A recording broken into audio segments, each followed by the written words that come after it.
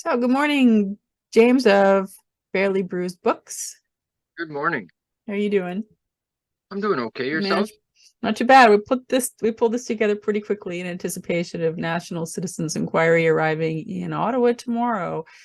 James had the opportunity to speak with someone. He'll tell us a bit about that, but he's been following Policy Horizons Canada and Biodigital Convergence pretty closely. So that's what we hope to cover today. It may not fit it all in the first session. We might have to do two, but we've got a list of questions. We'll provide some links in the details after this, but we're just going to start off, I guess. I'm going to screen share this, James, so Yep. people can follow along. And it's a first tab that I've just tossed up at pfi.rocks, which is hopefully going to capture this interview. And so the first question I'm hoping James can answer is, how the heck did you find out about Policy Horizons and what they were up to? I found out about them pretty much right near the start of COVID. Back in March 2020, when small businesses were asked to lock down, people could stand in line at Walmart. I noticed a bunch of stuff coming out regarding COVID, disinformation, this, that, and the other thing. I decided to put a little research into it myself. After the first couple of weeks of hearing all these conspiracy theories, whether it was gene therapy, World Economic Forum, these doctors, Dr. Robert Malone, Dr. Peter MacKillop, I decided to just do some research myself. I realized with this mis and disinformation stuff that there was probably coming in to restrict the internet, and I want to find out the truth. It didn't take me long before I found Policy Horizons. I literally just had to Google COVID foresight. That took me to some reports called Biodigital Convergence. Now when you Google COVID foresight, it won't take you to that Biodigital Convergence report. It refers you to a report that was written a year later called Foresight on COVID-19. I think I showed you that document. That's the one. Yeah, I think I have it on the screen now. That's the one you pointed out this morning. Best practices Yeah. to identify, isolate, and treat COVID-19 could prove invaluable, etc. Responding to intentional introduction of a synthetic biology pathogen. It's quite the mouthful, isn't it? It is quite the mouthful. It is quite the mouthful. It gets a little crazy when you hit that biodigital convergence link.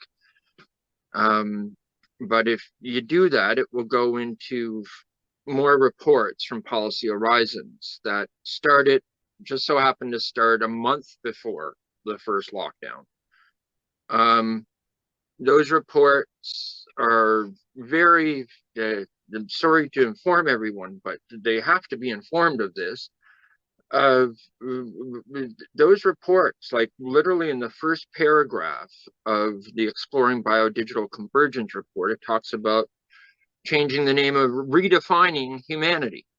And yes, that does look like to be a little chip in our foreheads. If you scroll down to that, they'll talk about full physical integration between biological and digital entities. Biodigital convergence is the transformation of where human biology meets digital technologies. They say it's to change human beings, our bodies, minds, and behaviors. They get into a ton of new capabilities opening up. Oh, there we have it right there. Change human beings, bodies, minds, and behaviors. Yes. They're not holding anything back, are they? No, they're not holding anything back. They are being quite vague with how they're explaining things to people.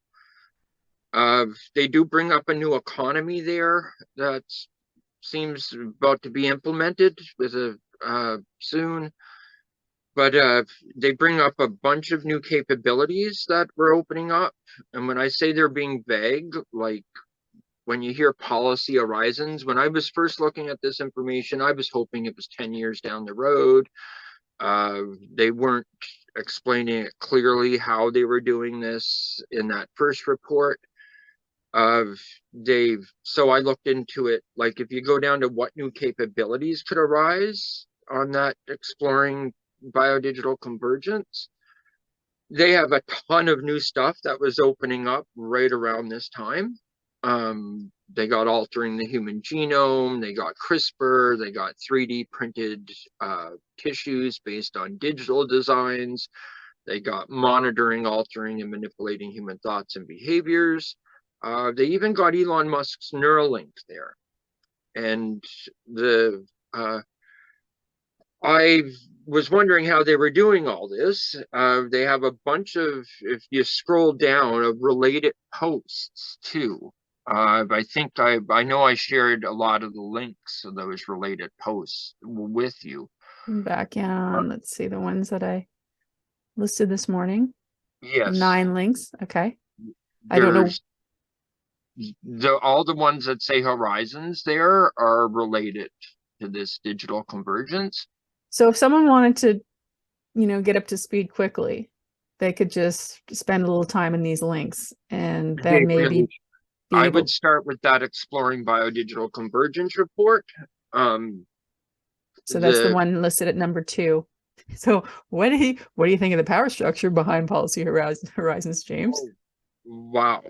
The one writing these documents, Crystal Vanderels, she's former head of strategic foresight for the World Economic Forum. Recently, she's also the CEO of another group called the Global Foresight Group. That group is in Geneva, Switzerland, next to the World Economic Forum, and next to the UN, next to several different groups that the Global Foresight Group say are involved in this. The Global Foresight Group, they provide legal, it seems to be, how do they word it? They provide like legal representation for pandemic. Legal and institutional arrangements for preventing or containing future pandemics preventing future pandemics, because they have a crystal ball, through anticipation, assessment, etc., etc., etc. Okay, nice language. Very nice language. If you go over to their index there, they have a thing called the International Legal Framework for the Sharing of Pathogens. Don't know. I think I sent you that. Yeah, there's another link. Hang on, let me see. There we go. International instruments. This one? No. It would be under biosafety. Okay. So we're already there. Thank you. Okay. Yeah. And if you scroll down to the second link there, that's the International Legal Framework for the Sharing of Pathogens. They say it was, I think, created in 2010 for their sustainability goals. Mm-hmm. Yeah. Quite fascinating. They say issues and challenges. I imagine that gets quite a, imagine not many people know about it, but the people that do, I imagine it comes with a lot of issues and challenges. Well, as I mentioned, I managed to capture a 4-minute voiceover introduction to their the WEF interactive strategic planning tool in 2021 before they put it behind some sort of security. So I can't get on it again, but I'm going to, once we're done the interview, I'm going to kind of close off with that one so people can see how tech enabled how this thing is and was as COVID-19 was being rolled out. For sure. So I'll add that at the end. You can also see, like you say, I think you were at like all the institutions involved there. The institutions involved in this, like, are they definitely have more power than any one politician does. Like if people think voting is Yeah. gonna keep Who's them from involved? the Okay, world, yeah. yeah. If someone could do a pretty, if it hasn't been done already, a graphic on the collusion involved in this kind of initiative. Oh yeah, it's mind-boggling. They have the negotiating diagram drawn up. I guess they're in governments all over the world. A lot of stuff is going to come from this WHO treaty, according to them. Yeah. And Yeah, everything's happening real time. everything's happening in real time. So I'm going to just move you on to Crystal Vander Elst. What do you know about her?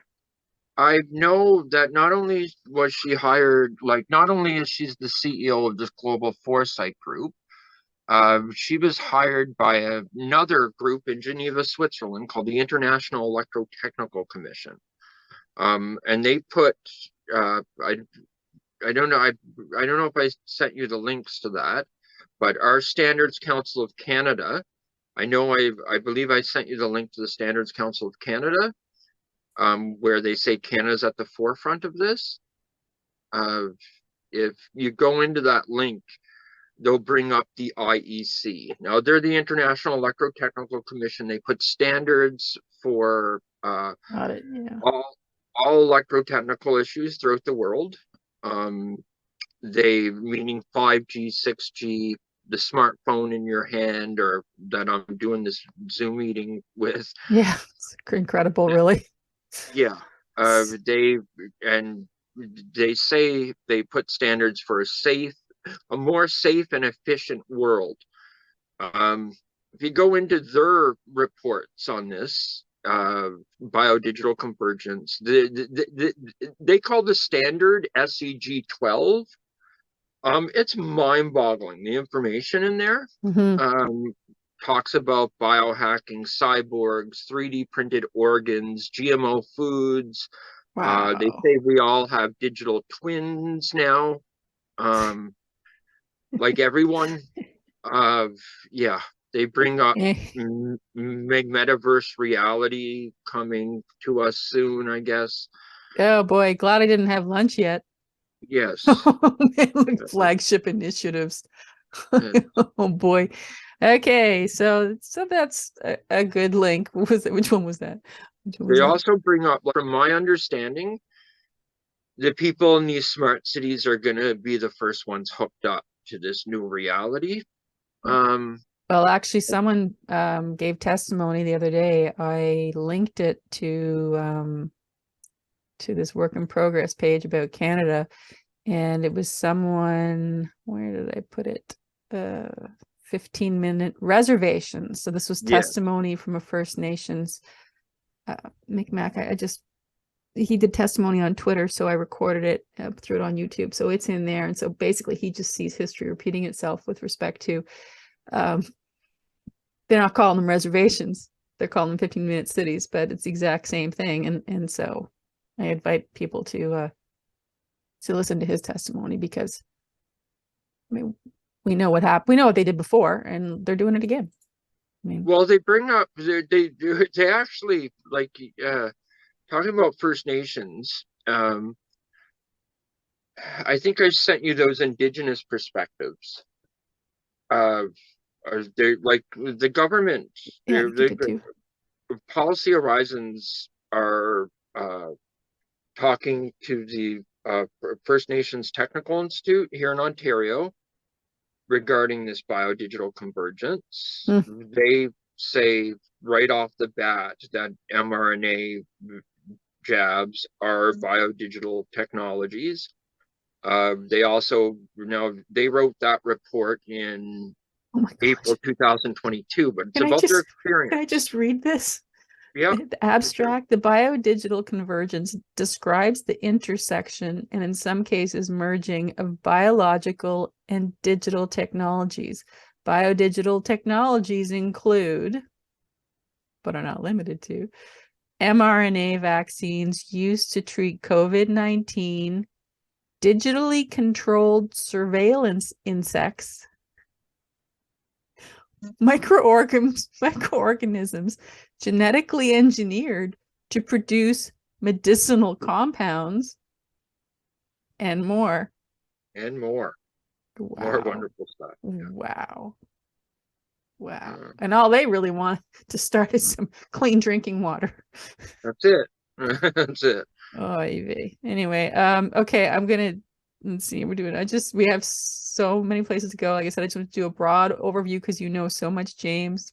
We can't pack it here forever. So just let people give a taste of how much you know based on all of your research that you've done.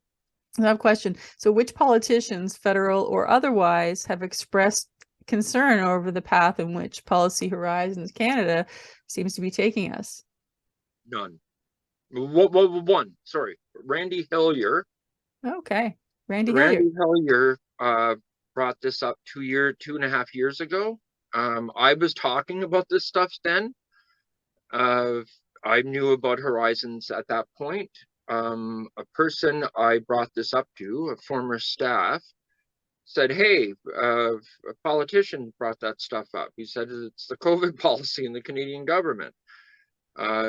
He showed me Randy's Facebook post regarding this.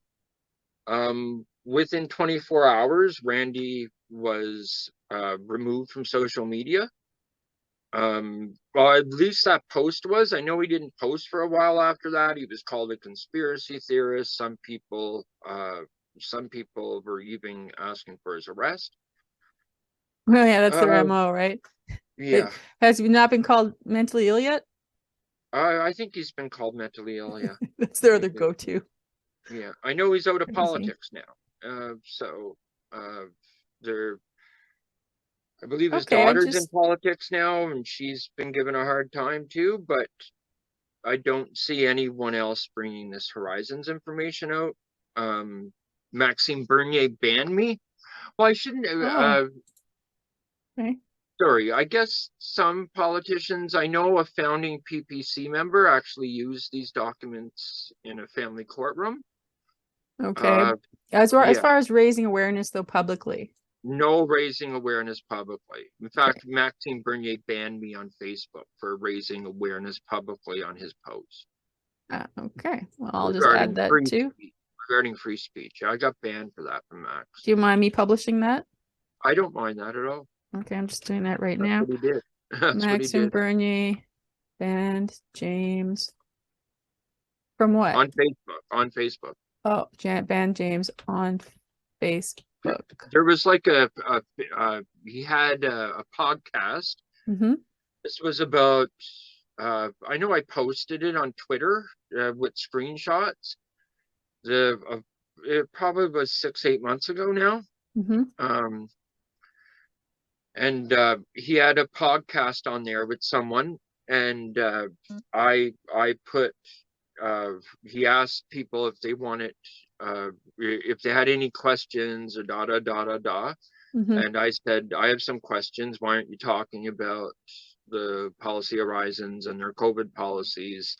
From my understanding, a founding PPC member used these docs, He banned me for that. As soon as people reacted to it, another person said, hey, you're right, I remember that happened. And next thing you know, boom, I was banned. Well, it's funny you bring him up because I was actually speaking with, I don't really follow politics. It's really, I think they're all useless personally. So I received some information from someone who I guess knows a bit of his history. And so I thought, oh, that's interesting. I'm just going to, start a page and I'm going to collect different points of view. So I get trolled a lot now for that. So, here's some information on Mr. Bernier, and then I'm waiting for people who are defending him to come back and refute it. But I just get mocked and laughed at and insulted and all sorts of things. No one's actually giving me any counter information. So I do see Max talking of I don't know. I don't watch these politicians. Yeah, nor do I. Yeah, I don't watch these. The only time I watch these politicians is for me to try to get the truth out in some way. Well, maybe now if people see this, Uh, maybe more people will ask them about it if they become familiar with this topic well, every and they're politician should be concerned. asked about it, not just Max, every Oh, single one. for Like sure, everybody for should be asked sure. about this immediately, and we should be talking about this because the government keeps bringing up upon society's acceptance, upon society's acceptance. I talk to literally every single person I meet regarding this, everyone, and nobody knows it's happening. Yeah. Some some people do know it's happening, but they don't understand the full realm of this. Well, as I said, James, so it's just this is something else. I was getting ready for another interview, but so I ordered from Staples these, you can get these little business card kits. I have a whole whack of them. And so it's so easy for me to print them off so that when I'm out, because as you know, I have these little buttons for raising awareness on just government corruption. But I can easily hand out one of these cards. So I'm going to change the text on this one because this was for another issue. And hand them out when I go, because I've already, even though I'm new to Newfoundland, I talk to everyone, so it's easy for me to just strike up a conversation about anything and say, hey, this is what I'm doing, you might be interested in this. And I think at this point, you know, CBC is certainly not telling anyone. No, That's for sure. So that's it. So it's just like a really cheap, easy way for people who, you know, are concerned to start raising awareness, and maybe even, you know, just go to the 338, because I don't think it, you know, the 338 aren't raising awareness either. So, but no, we're going no, to get no. to that after. I really want to find out more about, you know, what you've done personally. You run a bookstore, so you've had opportunities as an independent shop owner that, you know, I don't have, but I can still, you know, be feet on the street. Now, you were recently, I don't know if interview is the right word, but you had a contact somehow with someone at National Citizens Inquiry.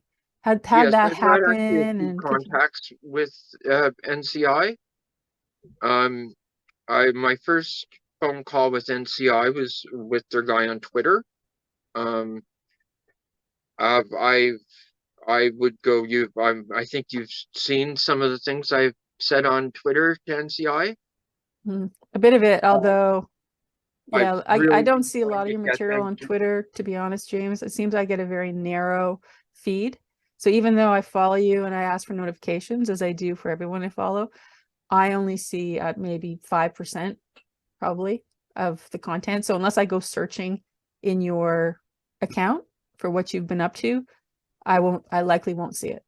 I don't know how Well, the algorithms work, but it's a very limited group that I ever get information from. well, I've come at NCI like I keep hearing them bring up bad COVID policies and this and that and the other thing. But I keep hearing COVID policies. They don't seem to want to inform people of the actual policy arm doing these COVID policies. Um, I only say that due to Twitter and actual conversations, and DMs with NCI.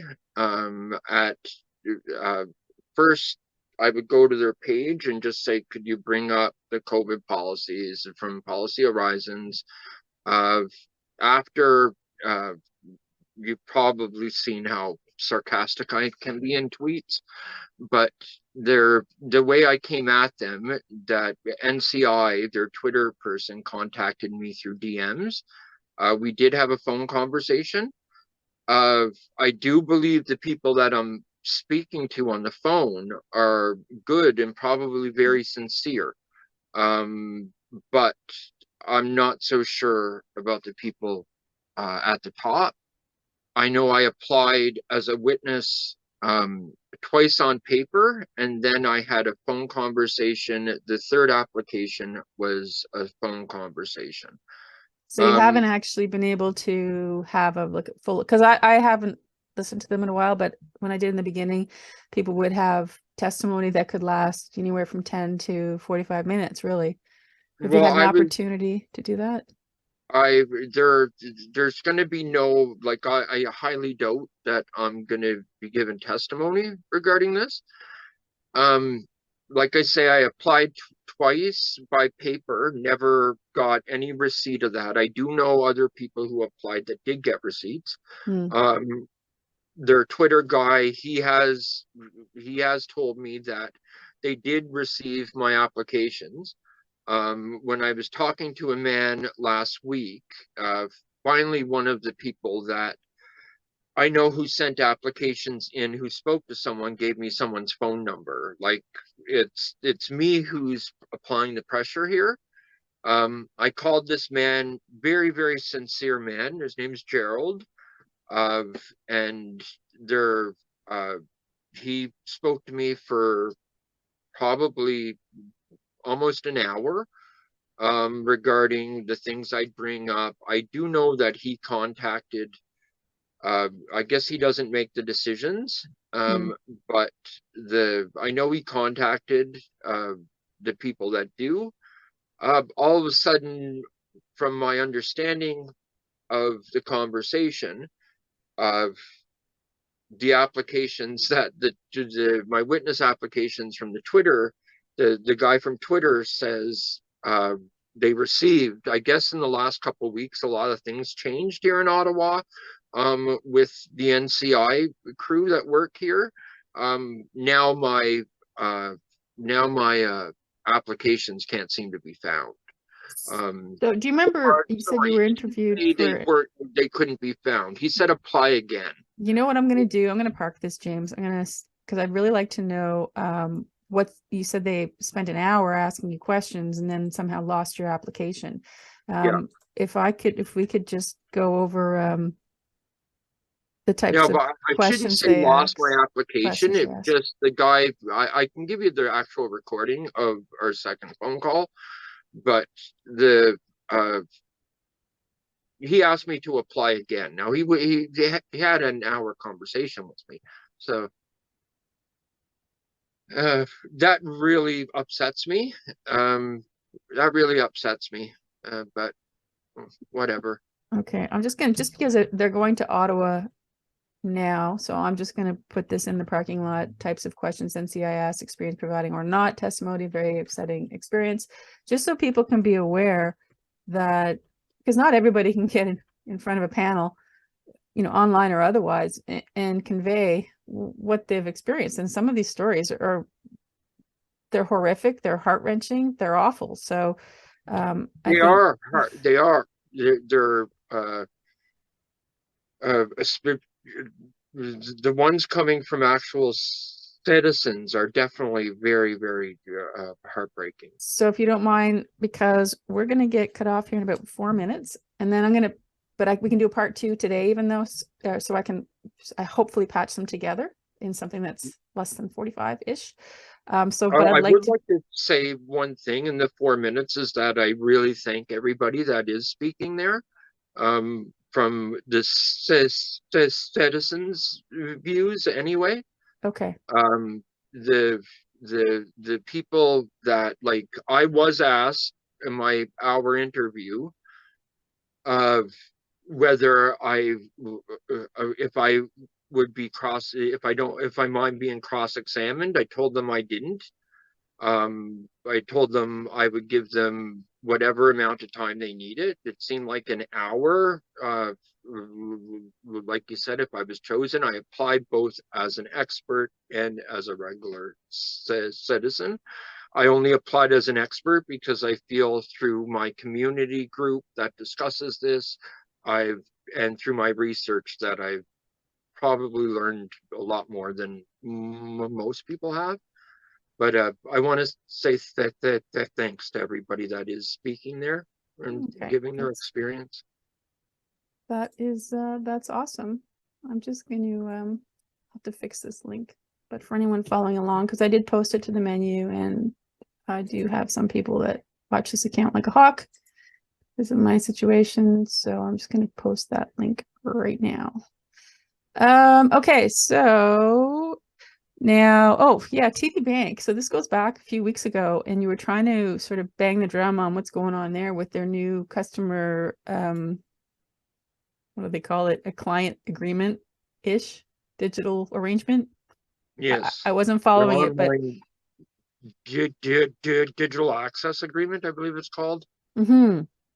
Forget the name of the PDF, but yeah, this digital convergence involves a new economy with a central bank digital currency. Now, TD Bank, uh, from my uh, from actually the PDFs that I'm looking at regarding this all seems to be happening right now to all the banks, not just TD. Um, but I would, my guess after reading that document, this PDF regarding this stuff, they sent emails out to their clients talking about a new digital access agreement. And that digital access agreement involves a Verify Me digital ID, involves the full digitalization of their bank. If you don't contact them between April 24th to May 24th to say no, Okay. you're automatically enrolled in it. And if you do contact them to say no, they cut your uh, online bank banking. I do know someone this is personally affected. I know a couple people who called them. One person who called them asked them about does this involve a central bank digital currency? Told them they didn't want the Verify Me digital ID. Told them they didn't want biometrics. They do bring up biometrics in TD's PDF too. There's two PDFs. One's a bunch of legal jargon. Um, the biometrics are coming from, like, I don't think people understand where the biometrics are coming from. They're coming from businesses. They're not coming from the actual bank. I'm going to cut you off right there, James, because it's about to close down. So I'm going Okay. to send you another. So I'm going to just leave it. We were talking about TD Bank when we were cut off. I know we can go into that more, but if you don't mind, I'd like, because you've had the opportunity as a business owner to reach out to people, in case people are inspired to maybe raise awareness as well, I'd like to spend a few minutes just identifying more of what you're doing. And then I can add the links of, I know you've created a brochure and you've done all sorts of things, and I can add the links into the answer section, over the next, day or so. So what have you done? What have you been doing to raise awareness? If you could just sort of describe that, that would be great. I've been having the conversation with literally, I guess I started having the conversation with people about 2.5 years ago. When I first came upon this information, I bring it up to customers. I've found many, many ways to get the conversation going. Like, what are some of your leading questions that you might use, for example? If someone pays with cash, I'll say, have you it's going cashless soon? Have you heard of the next digital economy? If someone pays with card, I'll do the same thing. I bring up, I have books in here written by some of the people who want this in. You've probably heard of Yuval from the World Economic Forum. Yuval Noah Yes, Harari. I've had the opportunity to hear him speak. I do have his books in store when I can find them used somewhere. I will buy them for the store. People are interested in that stuff. They're interested in his perspective, but they're not seeing the people behind the scenes. I can get the conversation in regarding crypto. I can get the conversation in regarding social credit scores, our food supply now. There's a bunch of. I used to just ask people, "Do you want to see something scary?" After they purchase, everybody says yes. Everybody says yes. I met several people who are very, very interested in this stuff, no matter where they are in the experiment. They're willing to have the conversation. They seem to be interested in this. Once they see it's Government of Canada information, it's kind of hard to deny it's happening. Can I ask you a question? I know you're super busy because you run a bookstore and you have to buy books and sell books. Have you had the opportunity to go to any of the campuses at all? in I Ottawa? have.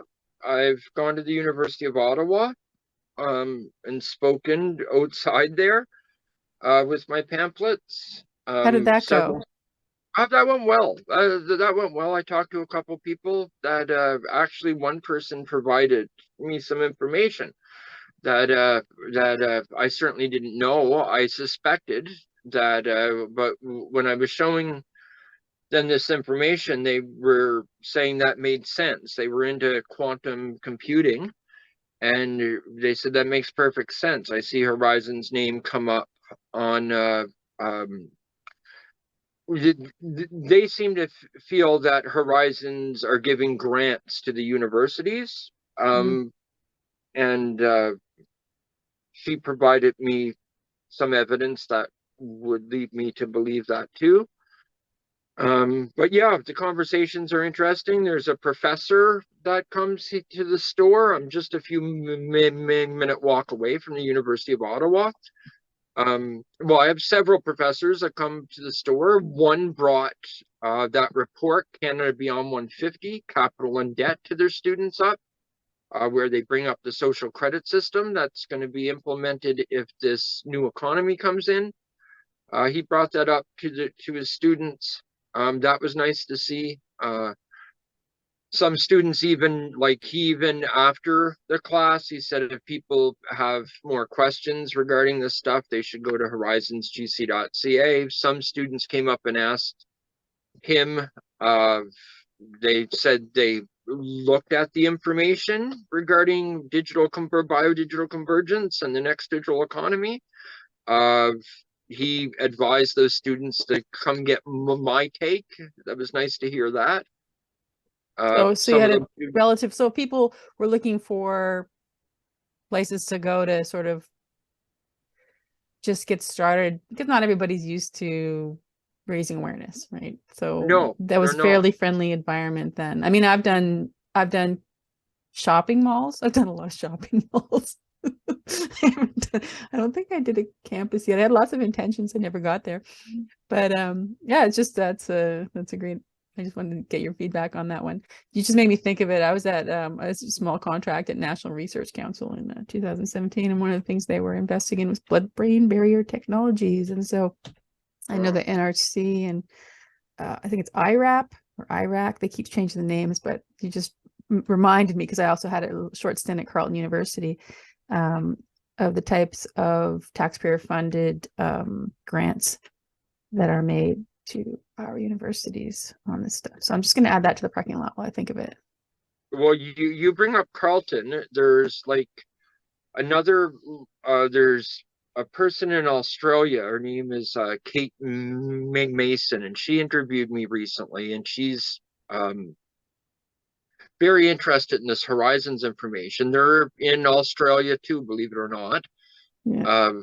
Uh, but she traced her, through her research, that there's a lady here at Carleton that's involved in Horizons, scanning, they call it, in Australia.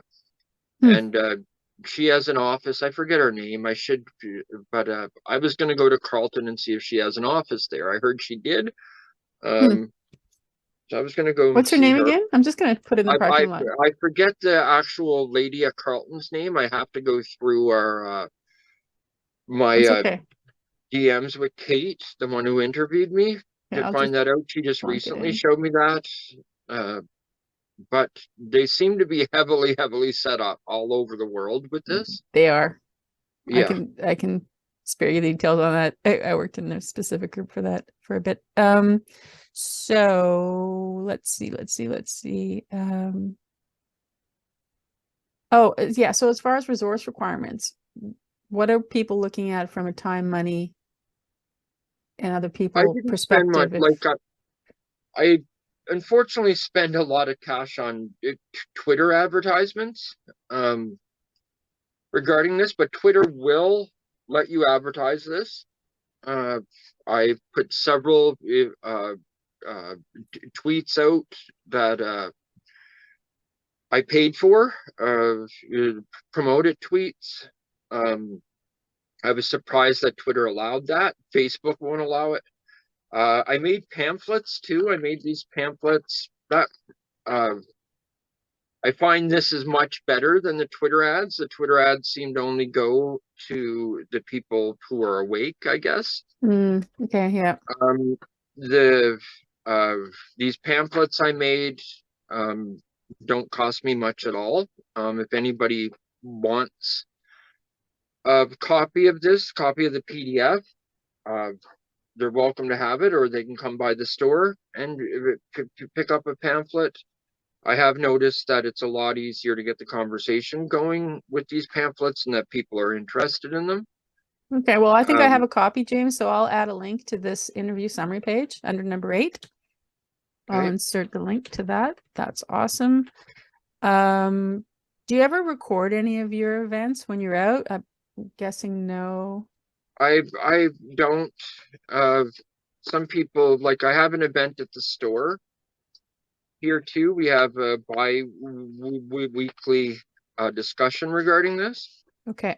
I feel kind of, I don't know how, like, if somebody was recording me having a conversation with someone, I'd be up to that.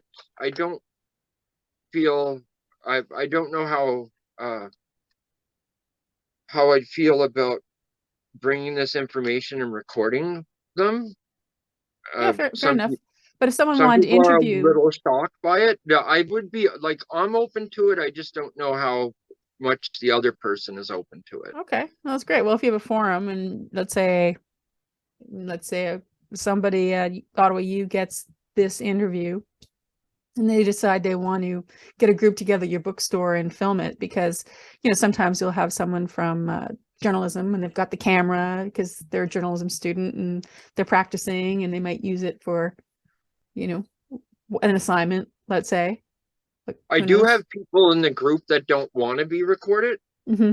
Well, I think you need to seek permission for sure, but it's just Yeah, there might be some resources, some people available to help raise awareness who have the skills and technology to do more of a professional kind of interview than I'm capable of doing, I guess is what I'm trying to get at. But I'm just going to put that in. That's great. At the a friend store. of mine who's kind of he actually goes around. He has those cameras. He has a camera around his neck. Watch, it's a little bit paranoid, but I've asked him to, like, follow me around while I'm having this conversation on the street. Hey, I wore a body cam for a while. I was Yeah, trying to do an up exposure piece on all the homeless downtown and how they yeah. were treated. It was terrible. So yeah, I've done it. Why not? Well, So if you were to he do this, wears it constantly, but yeah, it's for sure. If I had a body cam, I don't know. It's well, don't get one without doing your homework, because mine lasted like 3 tries and then its software just died on it. oh It's really? garbage. Yeah. So I'm not sure which is the best one to get. Mine was awful. Um, so if you were to do this again, would you, or would you do anything differently? Let's say it was June 2020 right now. Would you do anything differently looking back? Like, how would Uh, you? I would have made these pamphlets a lot sooner.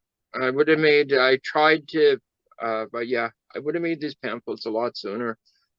Um, I would have. I would never have closed my business down during When the they first force? lockdown. Oh, really? Okay. I During the first lockdown, I closed my business down. Even well, I am kind of happy I closed my business down though too. It did give me the opportunity to look this information up. I probably wouldn't have came across this if I hadn't. Um, but I do regret closing my business. Because you could Uh, have kept it open and done research probably because everybody else was so busy being locked down. for sure I could have. Yeah. Would I have? I don't know. Instead, I uh, did what the government wanted me to. I closed my business and I accepted a stupid uh, uh, grant for a website. I shouldn't say accepted. I didn't never really got any cash. They just gave me some information regarding a website that's hacked now. I did put way too much effort in that website. It's been I hacked. know the feeling. I'm so sorry. I'm not laughing at you. Trust me. I understand. I know Having website is rather bittersweet at times. it is very bittersweet. Yeah. So now I if don't even work on that.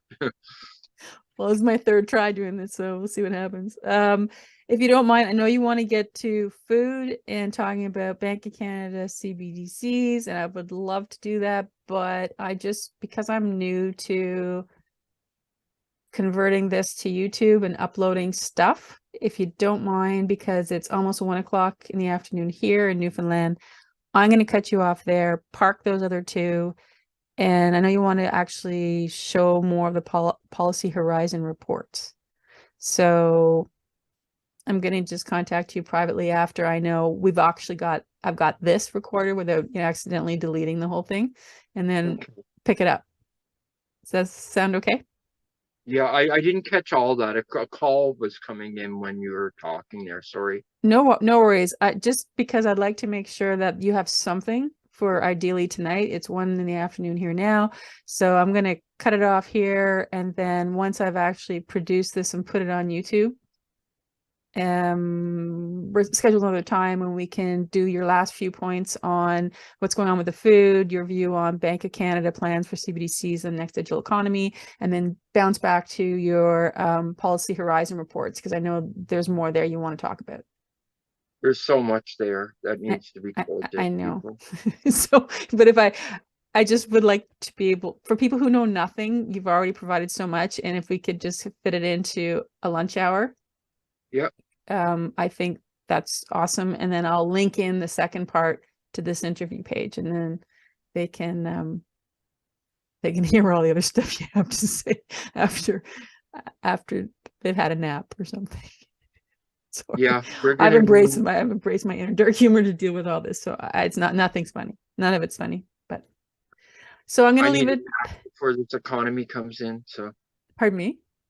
I need a nap before this central bank digital currency and new economy comes in attached to this. Yeah. I need a long sleep. Okay, well, now's a good time. So I'll reach out to you once I have this converted into one file, because we had to split into two, and I'll edit out my ramblings at the beginning and send it over to you to make sure you're okay with it, and we'll take it from there. Sound good? I appreciate this. I appreciate all this. My pleasure. Absolutely, James. My pleasure. Have a good afternoon. Have a good day. Okay, bye.